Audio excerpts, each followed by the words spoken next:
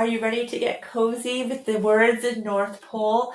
This week inside the North Pole Village Quilt Along, we are sewing the North Pole words together. And even if you don't make this whole quilt, you're going to want to make the North Pole words. So come on in and join me.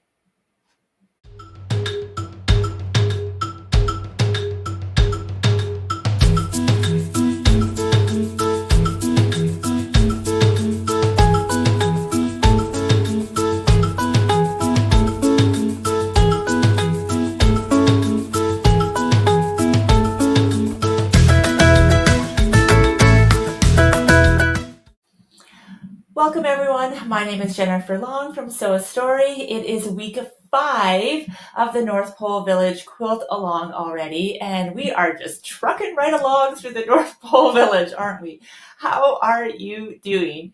Please let me know. I've been seeing stuff on social media, inside the Facebook group. You guys are so creative. I love it so much. I love the fabric pulls.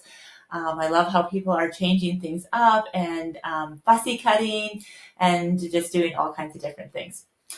This point in the quilt along, I do want to say that this quilt, of course, is intended for an advent calendar, but you don't have to make it into an advent calendar. It can just be a quilt without the pockets, or you could even make this wonderful table runner of just one street on the village, or even what we're going to do this week, which is the North Pole words. So I just want to talk it through. I'm kind of here to help cheer you on and inspire you, and just kind of give you any extra tips and tricks that you can't find in the patterns. If you haven't gone back, please make sure that you do go back and watch the videos, the past videos for this quilt along, because there's lots of great nuggets of information in there. And also, if you're a shop that's kitting this pattern, thank you so much. Please do share it in the comments as well. So the North Pole Village, the North Pole text that we're going to be piecing is actually now at the beginning of the pattern. So it's the head, because, it felt natural to sew this or to put it in the pattern first, since it's the top of it. But for my quilt along, I kind of wanted to get us into the houses and get that going, in case people are still kind of working away at the hand applique or anything else, that they still have lots of weeks to finish the houses. So that's why I flip things a little bit for the quilt along. But you're going to go back to page 6. And like I said, all the cutting is at the front for the whole quilt if you did a 1-to-1 swap. But if you're doing scrappy, then it tells you here all the letter labels and just for the North Pole blocks. So that's why this pattern is so great. This is why I actually like writing my patterns like this, because if you just want, let's say you're just going to do a table runner with the North Pole and that first row, you can absolutely do that by just using your own, the cutting on those blocks. So this, my friends, is all sew and flip or straight sewing. You are welcome. I will curtsy for you. So it's nice and easy. In fact, this whole quilt is sew and flip and straight sewing.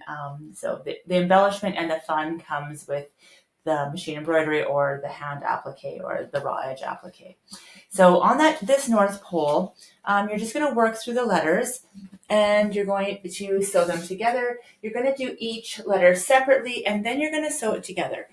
The one thing I do want to point out, when there is a lot of pieces, especially a lot of vertical pieces, kind of all lined up in a row like there is in a text block, you do want to be aware of your seam allowance. So you do want to make sure you have an accurate 1/4 inch seam allowance. If it's a little scant, then your blocks are going to be a little bit bigger, and over that whole space, it's going to amplify. So if it's just, a 1/16 bigger on every single letter times, a dozen letters, then that ends up being almost a whole inch difference, right?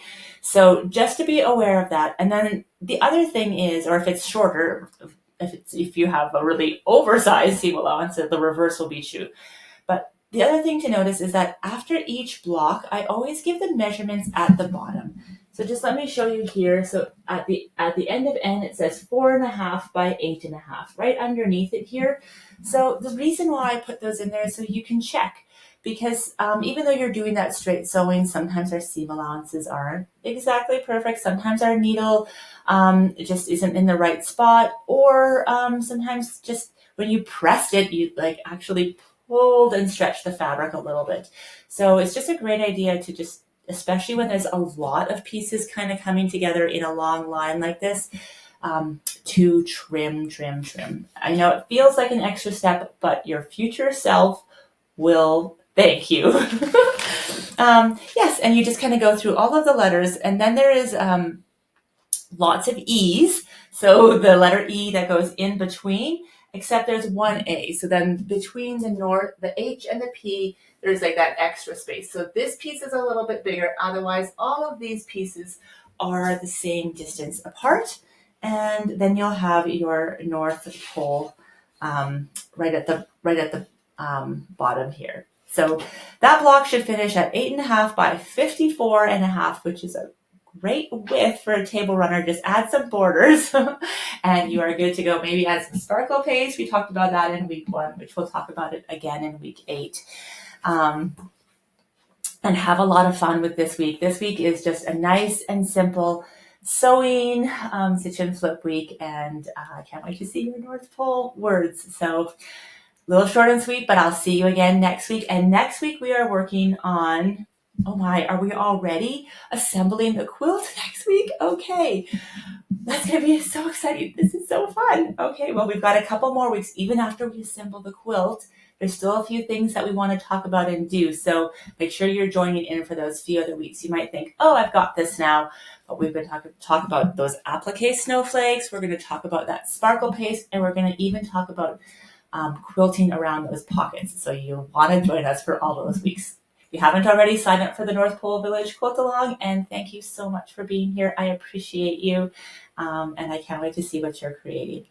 Okay, see you again next week.